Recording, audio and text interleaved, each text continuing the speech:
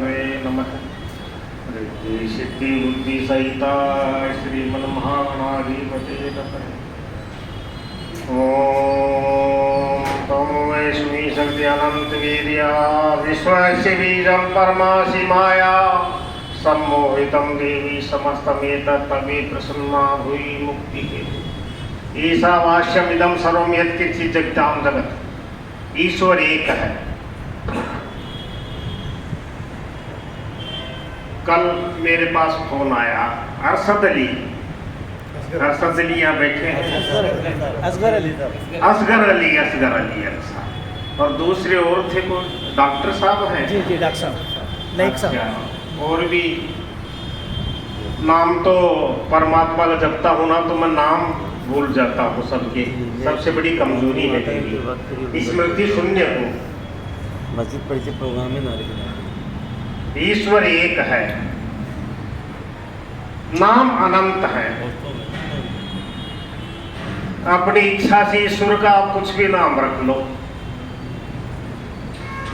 अल्लाह कह दो, खुदा कह दो।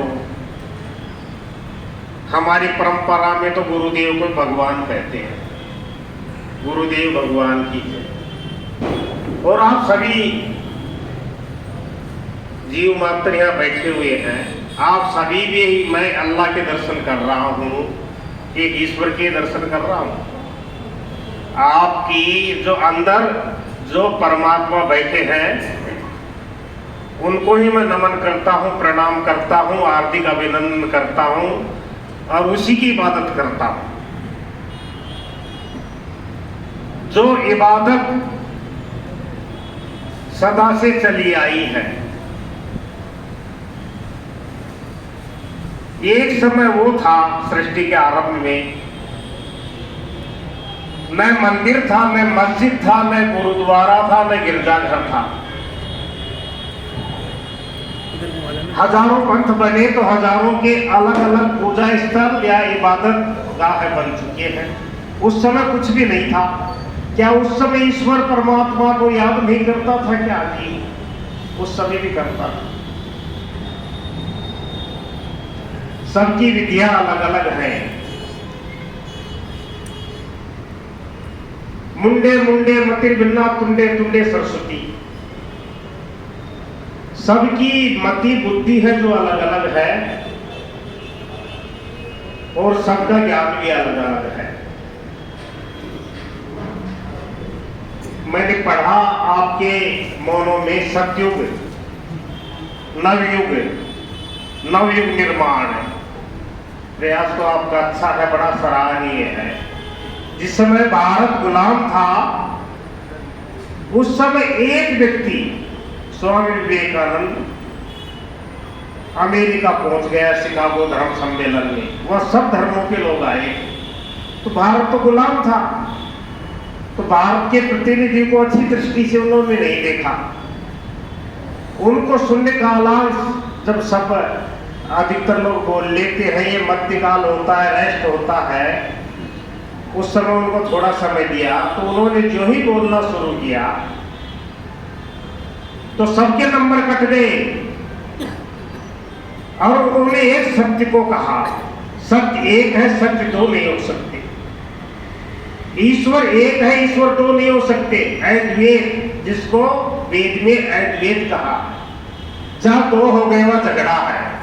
झगड़ा कहाँ होगा? जहां दो हो गए। और फिर तो एक है भविष्य, एक से अनेक हो गए। समय समय पर पैगंबर नबी हुए हैं, ईश्वर के दूत कहते हैं जिनको, महापुरुष हुए हैं, अनेक अवतार हुए हैं। जब जब यदा यदा हि धर्मस्य ग्लानिर्भवति भारत अभ्युत्थानं धर्मस्य तदात्मानं सृजाम्यहं परित्राणाय साधूनां विनाशाय च दुष्कृतां धर्म संस्थापनार्थाय संभवामि युगे युगे। इनका जन्म क्यों हुआ? जब जब समाज में अन्याय बढ़ा, चाहे इस ब्रह्मांड का, इस विश्व का कोई भी क्षेत्र हो, कोई भी देश हो, कहीं भी कोई नबी, पैगंबर या महापुरुष जन्म ले सकता है, या ईश्वर अंश का जन्म कहीं भी हो सकता है। क्यों होता है? आवश्यकता होती है उस समय। अत्याचार, अनाचार और पाप बढ़ता है, हिंसा बढ़ती है, लूटमार बढ़ती है, जिए और जीने दो का अधिकार छीन लिया जाता है, जीवन ही मुश्किल हो जाता है। ऐसी स्थिति में ये सब अंश अवतार होते हैं और किसी भी नाम से, हमारे चाहे पैगंबर हो, हमारे चाहे नबी हो, हमारे चाहे ईश्वर अंश अवतार हो, हमको सबका ही सम्मान करना चाहिए, क्योंकि उन्होंने बड़ा कष्ट पाया है अवतार लेकर, जन्म लेकर इस भूमंडल पर। ईश्वर ने दूत भेजा, उसने कोई भौतिक सुख नहीं पाया अपने जीवन में, उनके जीवन में बड़ा संघर्ष था। जैसे आप लोगों की संस्था के जीवन में अब संघर्ष शुरू हो रहा है, होने वाला है। आपका जो विचार है ये सत्य विचार है और यही सनातन है, यही सत्य है। धर्म कोई 1000 नहीं हो सकते, धर्म तो 2 भी नहीं हो सकते, धर्म तो एक ही है, जिसको हमारी वैदिक भाषा में सनातन कहा है या सत्य कह दो उसको। और धर्म कभी परिवर्तन नहीं हो सकता। रोजाना अखबारों में पढ़ते हैं, सुनते हैं, टीवी पर सुनते हैं, लोग हमसे भी आकर मिलते हैं, वहां धर्म परिवर्तन हो रहा है। अरे कहाँ हो रहा है धर्म परिवर्तन? धर्म है जो तो परिवर्तित हो ही नहीं सकता। सत्य कभी परिवर्तित हो सकता है क्या? सत्य तो एक ही है, ईश्वर भी एक ही है, परमात्मा तो एक ही है ना, तो धर्म भी एक ही है। धर्म 1000 कहाँ हो गए? आप लोगों ने अपने मौनों में, इस संस्था ने एक बड़ा सुंदर चित्र दिया है। एक पेड़ तो मूल तो एक है, उसमें अनेक टहनियां निकल गई, अनेक पत्ते निकल गए, तो धर्म एक हुआ। मजहब एक है, मजहब अनेक नहीं हो सकते, धर्म एक है, अनेक नहीं हो सकते।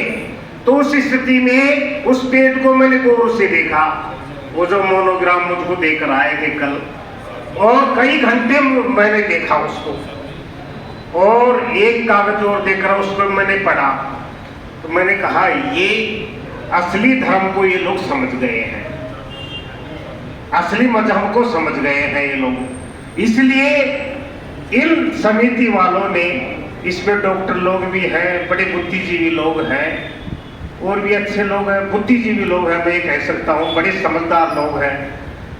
मैं बुद्धिजीवी उनको नहीं मानता जो अपनी बुद्धि से एक दूसरे को लड़ाते हैं, झगड़े पैदा करते हैं, फसाद पैदा करते हैं। मैं बुद्धिजीवी उनको मानता हूं जिनकी प्रकृष्ट बुद्धि हो, जिनकी उत्तम बुद्धि हो, जिसकी श्रेष्ठ बुद्धि हो। तो कल ये 2 बंदे मेरे पास आए परमात्मा के, इनमें मैंने परमात्मा के दर्शन किए जाते हैं। जब उठकर जाने लगे तो मैं आपने परमात्मा देख रहा हूं, और आप तो मैं सब जितने भी जीव मात्र बैठे हैं सभी में एक ईश्वर और परमात्मा ही देख रहा हूं। जो कोई बड़ी शांति से सुन रहे हैं, बड़ा धैर्य है इन लोगों को, उस स्थिति को कहते हैं कि परमात्मा का यहाँ पर वास है। मेरे लिए तो मठ भी वही है और ये मस्जिद भी एक जैसी, मेरे मठ जैसी है, इसमें मुझे कोई अंतर मालूम नहीं पड़ रहा। तो वेद में वाक्य है, एको है ब्रह्म सत्यम जगत मिथ्या। ब्रह्म सत्य है और संसार तो मिथ्या है, लेकिन संसार को मिथ्या कैसे माना? हर व्यक्ति, भगवान ने एक जैसी तो शकल नहीं दी करीब करीब सबको, और एक जैसी अकल नहीं दी, तो सब अपने अपने तरीके से चलना चाहते हैं, अद्वैत। लेकिन द्वैत का भाव मिट गया, अद्वैत हो गए तो संसार में शांति कायम हो जाएगी अपने आप। वरना जितनी भी प्रजाति है, मानव प्रजाति नहीं, जितने भी जीव जंतुओं की प्रजाति है साल 2 साल में नष्ट करने को लोग तैयार बैठे हैं। ये विश्व बारूद के ढेर पर बैठा है। आज हम यहाँ बैठे हैं ना, तो हम भी नहीं रहने वाले। इस विश्व के कुछ राजनीतिज्ञों की ऐसी नीतियां चलती रही, परमाणु अणु और बम, उसमें ये नहीं होता है दोषी मरे, उसमें तो सारे निर्दोष भी सारे काल कवलित हो जाते हैं। स्थिति ऐसी होने वाली है कि कोई प्रजाति रहने वाली ही नहीं है। इंसान तो नहीं रहे, इंसान भी नहीं रहेगा, लेकिन जीव मात्र भी नहीं रहेगा। यहाँ तक कि समुद्र में रहने वाले जीव भी नहीं रहेंगे। वहां पर भी युद्ध के लिए तैयार बैठे हैं सारे के सारे लोग। इनकी जाको प्रभु दारुण दुख दे ताकि मती पहले हर ले। जिनको परमात्मा दुख देना चाहता है उनकी बुद्धि को पहले बिगाड़ देता है। तो ये ऐसा सब कुछ चल रहा है इस दुनिया के अंदर। इससे बचना है तो एक ही विकल्प है, या तो इस संसार को मिट जाना है या इस संसार को रहना है। हम सब चाहते हैं, आप लोगों की अंतर्भावना है, आप इस संसार को बचाना चाहते हैं, इस इंसान को बचाना चाहते हैं, इन जीव जंतुओं को बचाना चाहते हैं, तो हाथ खड़ा करके मेरा समर्थन करें। आप हाथ खड़े कर सकते हैं, खड़े कर दीजिए, कोई शर्म की बात नहीं है। तो आप सब लोगों ने, अधिकतर ने हाथ खड़े कर दिया, अपनी सहमति दे दी है। तो आपने सहमति दे दी है हाथ खड़े करके, लेकिन आपको समय का दान भी करना पड़ेगा, धन का दान भी करना पड़ेगा। इन्होंने संस्था बनाई है, इसको तन मन धन से सहयोग देना पड़ेगा आपको। ये संस्था बहुत अच्छा काम कर रही है। नेतृत्व तो कोई भी करे। यदि इंग्लैंड के अंदर एक भारतवंशी प्रधानमंत्री बन सकता है, चाहे वो मुस्लिम हो, चाहे हिंदू हो, सिख ईसाई हो, कोई भी हो, यदि उसमें काबिलियत है तो प्रधानमंत्री या राष्ट्रपति किसी भी देश का बन सकता है, किसी भी देश का बन सकता है। तो हमें काबिलियत पैदा करनी है। और काबिलियत कैसे पैदा होगी? हम अपने झगड़े मिटा दें, हमारी नफरत मिटा दें, तो भारत विश्व गुरु का इनका मोनो है, दोबारा विश्व गुरु बनेगा। स्थिति ये थी, सतयुग के प्रारंभ में एक ही सृष्टि मंडल था और सब जगह आर्यावर्त भारत ही था, दूसरा देश था ही नहीं।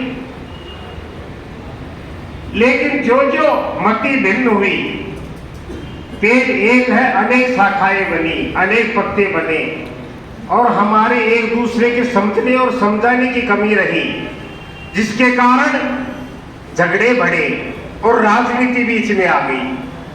जहां जहां राजनीति आई है, राजनीति विनाश करती है, वहां वहां झगड़े पैदा होते हैं, वहां वहां इंसानियत बढ़ जाती है। वरना मैं तो आपको, अल्लाह ईश्वर ने आपको बांटा नहीं है, अल्लाह ईश्वर ने इंसान के अलग अलग कोई फिरके बनाए नहीं है। सब एक है, सब मानव है। मानव धर्म ही सनातन धर्म है और कोई दूसरा धर्म है ही नहीं।